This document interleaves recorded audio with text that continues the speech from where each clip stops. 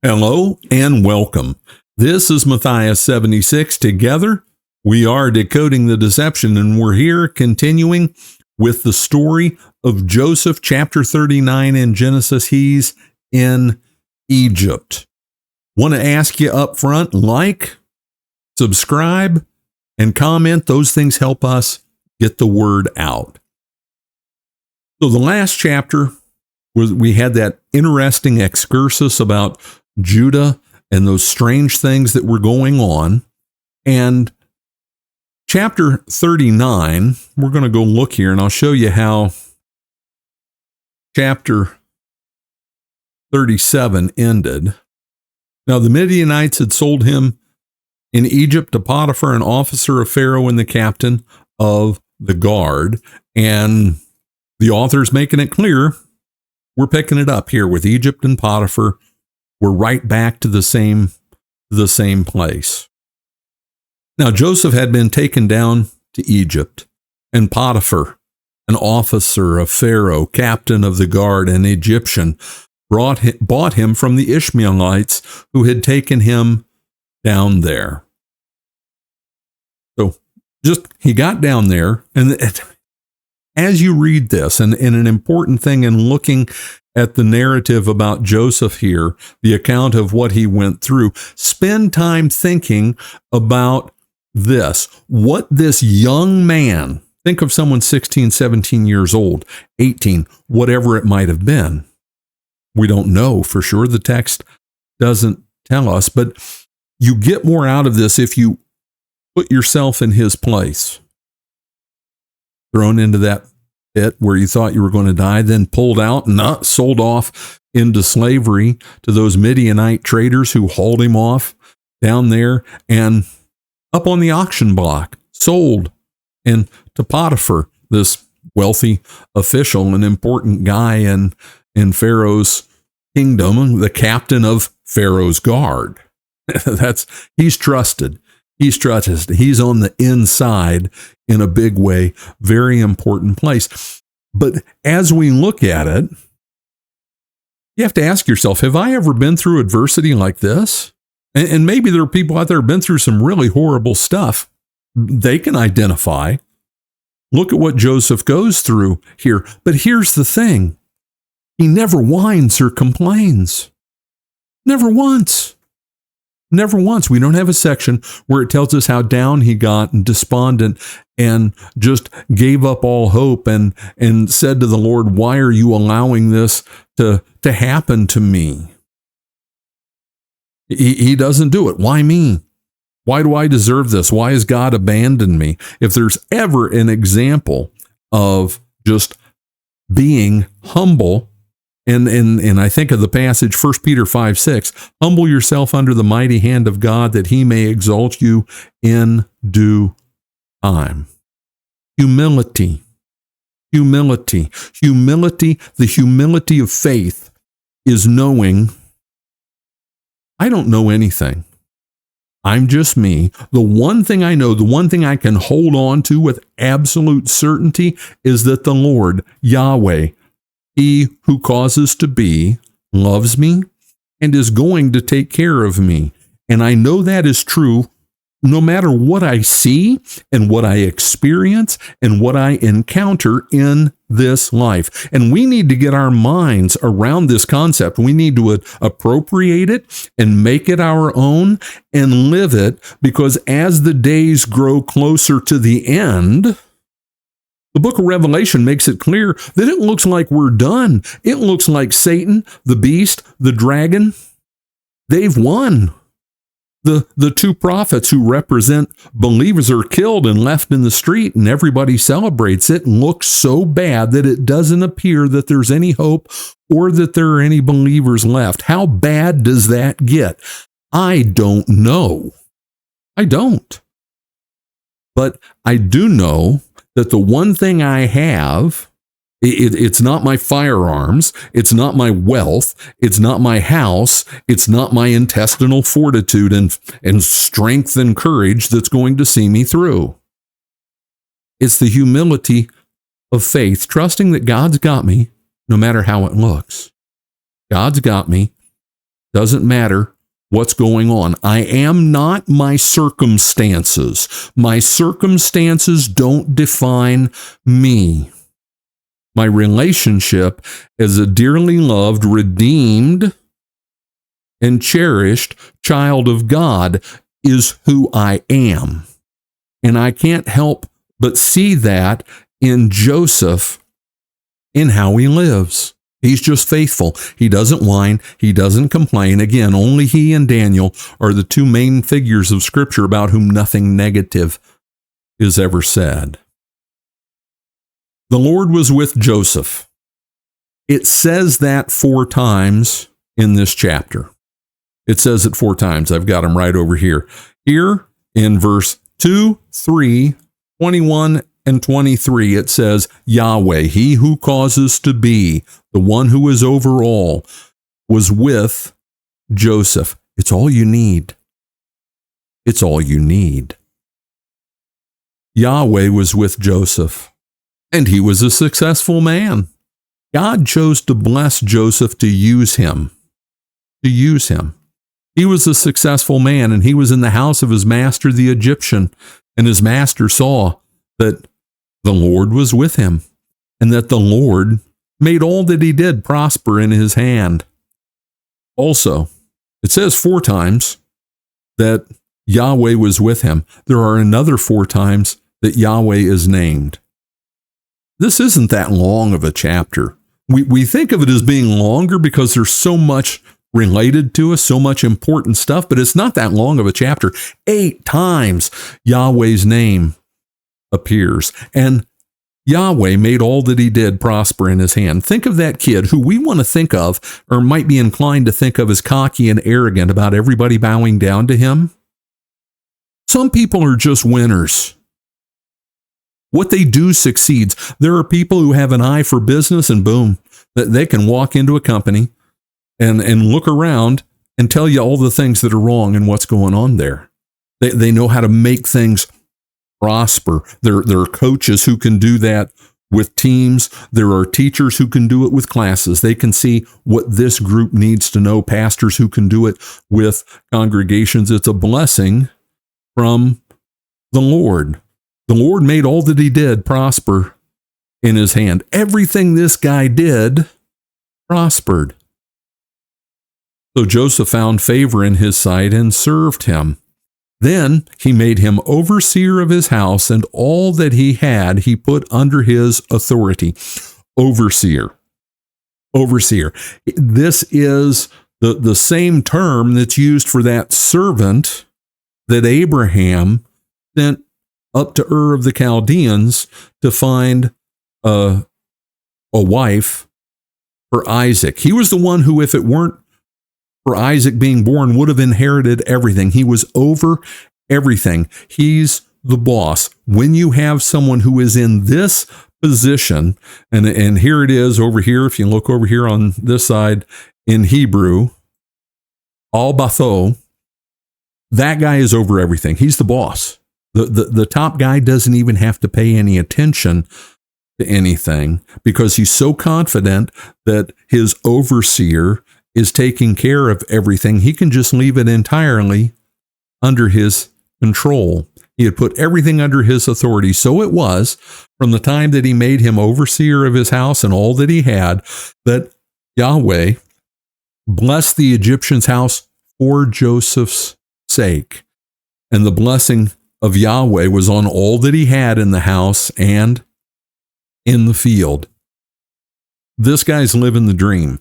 He doesn't have to do anything with his own household to oversee it. He can dedicate all of his time to making Pharaoh happy and overseeing that royal detachment that protected Pharaoh. Again, very important position. He didn't have to mess with any of the things at home because he had Joseph, and Joseph made it all just click because the Lord was blessing it. Thus he left all that he had in Joseph's hand, and he did not know what he had except for the bread which he ate. He knew he was going to have dinner. He didn't have to worry about anything. Oh, to have, if you're a wealthy man, if you're anyone, oh to have someone who does such a wonderful job, you don't even You don't need to see the books. That's what it's saying. He just trusted him.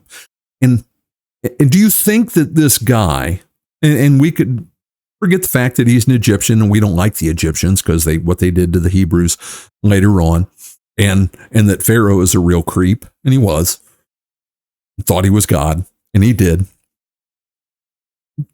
Forget all of that. Do you think that this guy Potiphar was a good judge of character? Yeah. Think of the most highly placed person you've ever been around, someone who had really succeeded and was a good person, morally a good person. You walk away from spending time with them just impressed by their judgment. This guy had a good judge of character. He was a good judge of character, and he saw Joseph as someone who he could trust entirely. Now, Joseph was handsome in form and appearance. I'm sorry, the line pops into my head from center field with John Fogerty, rounding third and heading for home. There's a brown-eyed, handsome man. He was a good-looking guy. You know any of those people? They're really smart. They're really successful. Everything they do works, and they're good-looking on top of it. Come on. He was handsome in form and appearance. Now, it's interesting. It's interesting because this phrase, when it's used in the Old Testament, is never a harbinger of good things. It will point out how these things either didn't serve the person or resulted in them having trouble. Saul, we're told the same thing, that he was handsome in form and appearance. And then also Absalom, the son of David, who, revolted against David, seized the kingdom, and then ended up dying in that revolt. Same thing. It's not always good to be good looking. And that's something that I've never had to worry about, but it's just interesting when you see this. It's like a flag that pops up and says, there's trouble. There's trouble coming. And it came to pass after these things. How much time has passed? It came to pass after these things. Think of how long it took for all those things in the last chapter with Judah and Tamar and and Perez, all of that to play out. We're talking about what could be a fairly long period of time. It's not like he came into Potiphar's house, but this is the way we think of it. It's not like he came into Potiphar's house, took over, was made lord over all the house, the overseer of it all, and everything was just knocking it out of the park, nothing but success, and 3 months had passed. I don't think so. We've got a long period of time that goes on here while he's in this trusted position. And I'm not going to speculate about what kind of a time window it is. I'm just making the point that I think it's probably longer than what it appears just in reading it. And it came to pass after these things that his master's wife cast longing eyes on Joseph, and she said, "Lie with me." But he refused and said to his master's wife, "Look, my master does not know what is with me in the house, and he has committed all that he has to my hand. There is no one greater in this house than I, nor has he kept back anything from me but you, because you are his wife. How then can I do this great wickedness and sin against God?" Okay. Back to character judging, the judging of character in Potiphar. Just planning the idea. Do you think that this is a one-off event with his wife? Do you think that this moral lapse of this lack of morality, is a better way to put it, was something that wasn't endemic to her character? No, I don't. I don't. I think that if you're married to this woman, you know that this is a possibility. I just think that quite possible. Now, in how David jumping way down the line there, in how Joseph responds to this, and David popped in my head because of one of them we'll talk about now. When Absalom took over the kingdom from David, and we've talked about this before, because what was Reuben's sin that his father leaves him out of the main blessing of being the one through whom the descent happens? He slept with his concubine. It was a power grab. When Absalom chases David out of Israel, out of Jerusalem, and he goes to his advisors and says, okay, what should I do now? Like, how do I consolidate power? And they said, put a tent up on the roof of the palace, and everybody could see the roof of the palace. Put a tent up there and take all your father's concubines and wives and go in and sleep with them. It's how you take over. It's the same way male lions take over a pride. You take their wives. You take their wives. That's what would have been if Joseph were to do this. He's been given everything else, but not the guy's wife. So there was more to it than just sleeping with her. Okay? But Joseph's response with all of this, he's had nothing but blessings, nothing but everything going his way for Yahweh's sake, because Yahweh was making it happen. And you can tell that Joseph knew that's exactly the situation. How could I do this great wickedness and sin against God? Not against Potiphar. It would be a sin against Potiphar, but the greatest sin would be to sin against God, to commit adultery, to take another man's wife, the definition of adultery, which in every society, everywhere is always wrong. Doesn't matter the society and how morally depraved it may be by our standards. That's the one thing that's against the law.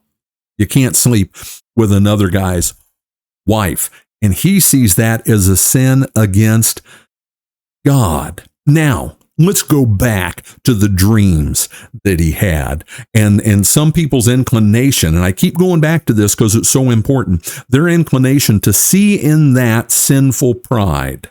Do you think that the man who had those dreams and shared them with his family, that looking at his character here, that it's about pride and ego and selfishness, those sins we want to attribute to him back when he had those dreams? No, I don't.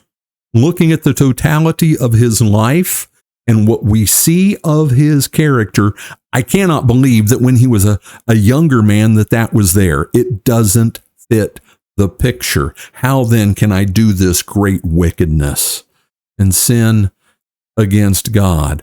And what's going to be the outcome of him standing up and doing the right thing? He's going to get kicked in the teeth, and he's going to land in a dungeon. There is no one greater in this house than I, nor is he. How can I do this wickedness and sin against God? So it was, as she spoke to Joseph day by day, she didn't quit. It kept going on. She was trying to wear him down, that he did not heed her, to lie with her or to be with her. He's trying to avoid her. This wasn't a one-time thing. She kept after him.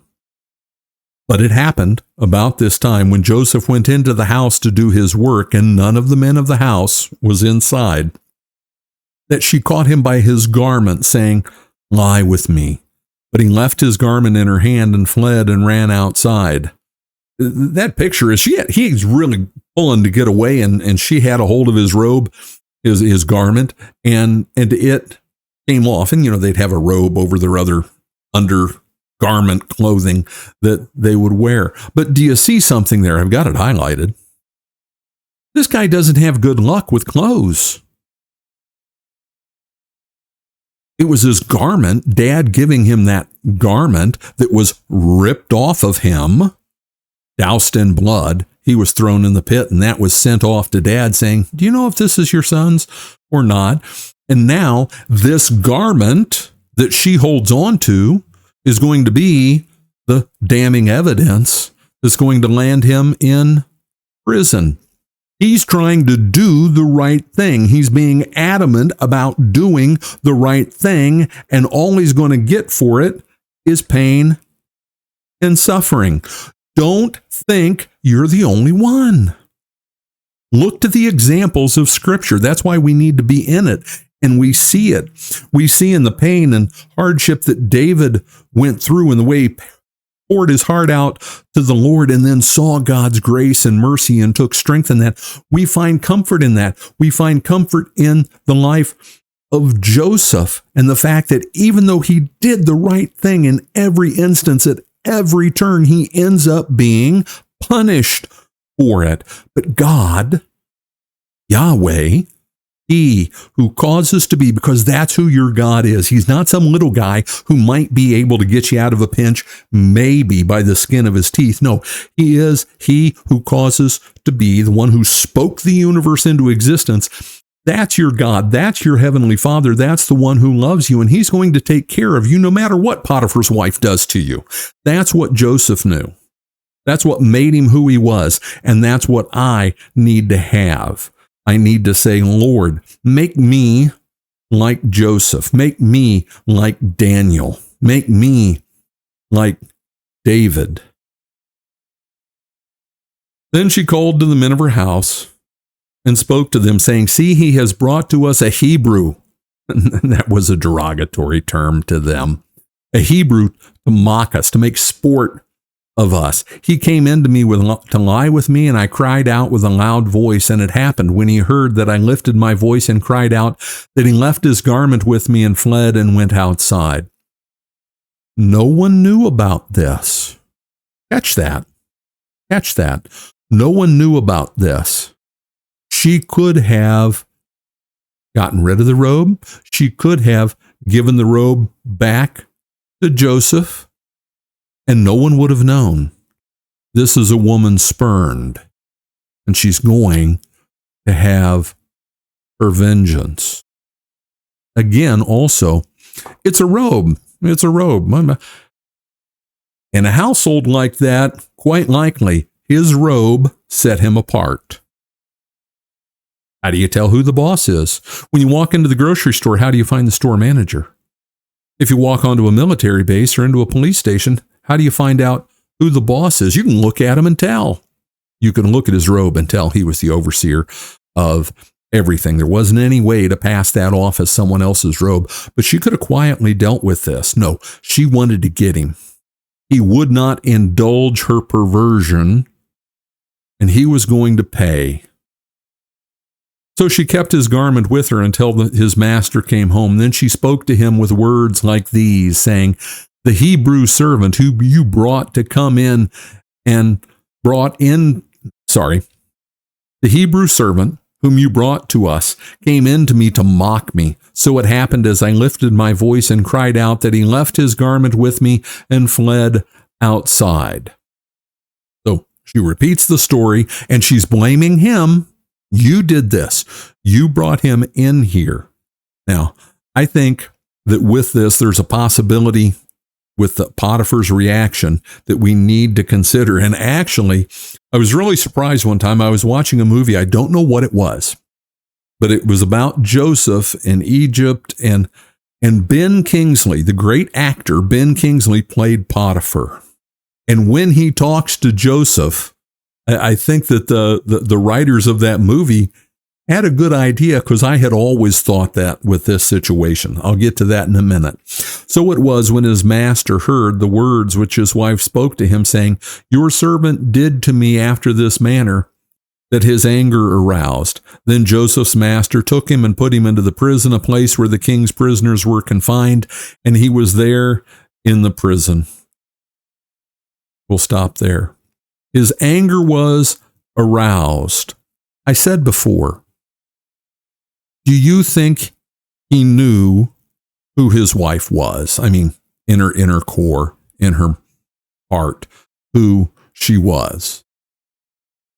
I think that quite possible. And in that movie with Ben Kingsley is basically saying to Joseph is pleading his innocence to Potiphar, saying, I didn't do this, humbly, because how do you tell the guy, hey, your wife's a bimbo and she tore my clothes off? Kind of a tough situation. But in that scene, Ben Kingsley makes it clear that he knows it likely that his wife was the instigator, but what's he supposed to do? If he doesn't deal with this, he looks like the idiot who's got a wife who's a bimbo who's chasing after the household help. He had no choice. Those are the choices. And in my note over here, I wrote it out. I'll just read what I wrote. What was Potiphar to do? Even if he knew his wife was less than trustworthy, he was in a spot. Anything other than punishing Joseph would make him look like a fool. Option 1, you let your servant make sport of your wife. Option 2, your wife is a bimbo who chases the staff and you do nothing about it. Choose number 1, and you lose only your servant. Choose number 2, you lose face, you lose honor. And this was an important guy, the captain of Pharaoh's guard. So away to prison, Joseph goes. Put yourself there. Try to imagine a prison, a dungeon, and now imagine it being much worse than that, because it was rats, filth, chains, diseased people all around you, dying people around you, and all you had done was be faithful to your God. And there you are. You notice that there isn't, verse 21 doesn't talk about him complaining or being broken in heart and spirit. But the Lord was with Joseph and showed him mercy, and he gave him favor in the sight of the keeper of the prison. The Lord is going to continue to take care of Joseph. And we could read that verse and thinking, we're going to see where it's going to go. He ends up over the whole prison, just like he'd been over all of Potiphar's house. Do you think that played out in 2 days? You think just poof, boom, oh, here's this nice young guy. He looks like a pretty good kid. I'll put him in charge of everything. No, it took time for the events that are laid out here to play out, for the Lord to work this out, for this guy to see in Joseph something that was different. But the Lord was with Joseph, third time it appears in this section, and showed him mercy. Mercy. This is the Hebrew word, and it's a great word. It's right over here. Hesed. Say that for yourself. You kind of clear your throat and say, Hesed. Hesed. Doesn't sound pretty, but it's beautiful. It's undeserved love, faithfulness, mercy, kindness, all of those things. That's what God showed Joseph. And he gave him favor in the sight of the keeper of the prison. And the keeper of the prison committed to Joseph's hand all the prisoners who were in the prison. Whatever they did there, it was his doing. Same position. He's elevated again. The keeper of the prison did not look into anything that was under Joseph's authority, because, fourth time, the Lord was with him, and whatever he did, and Yahweh, the Lord, eighth time mentioned in this chapter, Yahweh made it prosper. The Lord makes things prosper. I can labor and work and plan and pour myself into something, and sometimes nothing good happens. And sometimes I realize that what Psalm 127 teaches, what King Solomon in Psalm 127 teaches, applies to what I'm doing. Unless the Lord builds the house, they labor in vain who try at all doing anything that the Lord hasn't put to them. We're going to jump to that. And there's a great Keith Green song called Unless the Lord Builds the House. Pull it up. You can find it on YouTube. Keith Green, Unless the Lord Builds the House. And I will put the link in editing, the magic of editing. Poof, there it is. The link to that song on YouTube. Psalm 127. It really is one of my favorites. The first part is this: unless the Lord builds the house, they labor in vain who build it. Unless the Lord guards the city, the watchman stays awake in vain.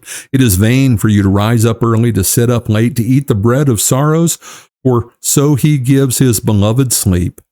The Lord's going to take care of it. He's the one who blesses it. So what I need to do is look at things and say, hey, Lord, guide me and direct me. Am I putting my efforts where you want my efforts to go?